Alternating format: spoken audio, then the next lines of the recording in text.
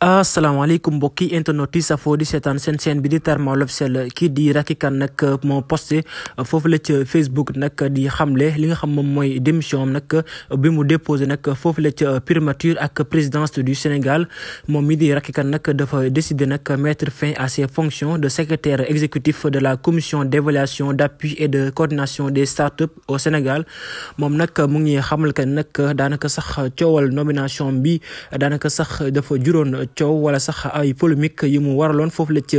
Facebook ba wala sax ci yile réseaux sociaux ba tax nag daanaka patriote ba doon ko dénoncé moom nag daanaka sax pour mettre à l'aise gouvernement bees bi wala sax ay ministre bi di Ousmane Sonko moom nag mu ngi xamal que ni dina déposer wala sax déposer na lettre de démission foofu la ca primature ak ci présidence au Sénégal moom nag mu ngi xam ne nag daanaka sax dafa bëgg mettre à l'aise bi les gouvernements pour que nag ñu mën a jël seeni décision en toute conscience et responsabilité moom nag mu ngi retiré wu nag ci boobule fonction nag boobule décision nag daanaka sax moom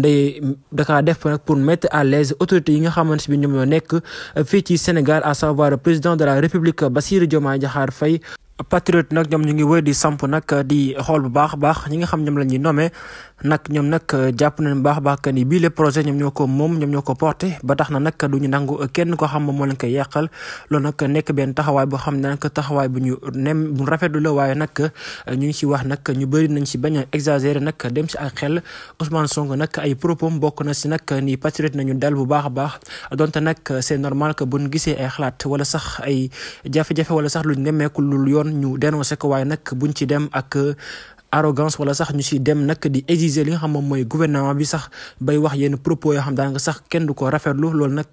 Ousmane Sonko mu ngi woo yi les patriotes nag ñu dal te nag bu ñu waxee dara ba kaas ko ba ndégg ko nañ bàyyi nag ñoom ñi nga xam ñoom lañ jiital ñu régler li nga xam moom nag moom lañ leen sant parce que nit nag boo ko jiitalee dañ koy wóolu Ousmane Sonko nag ba tax na moom mu ngi wax bu baax baax ni xam ne bu baax baax enjeu yi nga xam moom moo am fii waaye nag ak li nga xam moom mooy seeni responsabilité ak li nga xam moom lañ digoon ak askan bi dañ def lépp luñ mën nag pour que respecté ko wala sax pour mu am waaye nag nañ leen may nag temps ñu liggéey bu baax a baax may leen tamit teg xaw a oxygène comme ni ñu ko mën a waxee waaye nag lii daal la Ousmane Sonko xamle ba tax nag daanaka kii di Racky nag moom pour mettre leen à l'aise moom nag mujj naa démissionné patriote nag ñu ngi wéy di samp di leen wax nag seen diggante ak Ousmane Sonko daanaka sax kenn mënu si dara ba tax nag saa yu leader bi waxee nag ñu daal di giif te loolu nag la ñuy ñaan yàlla suñu borom di ñaan yàlla nag daanaka sax Sénégal réewum jàmm la di ñaan yàlla na fi jàmm yooyu sax di ko ñaanal bi le gouvernement di ñaan réussite incha allah rabbi di leen wax kenn nag di leen wéy di abonné si chaîne bi parce que seeni abonnement mooy tax nag chaîne bi di gën a dem si kanam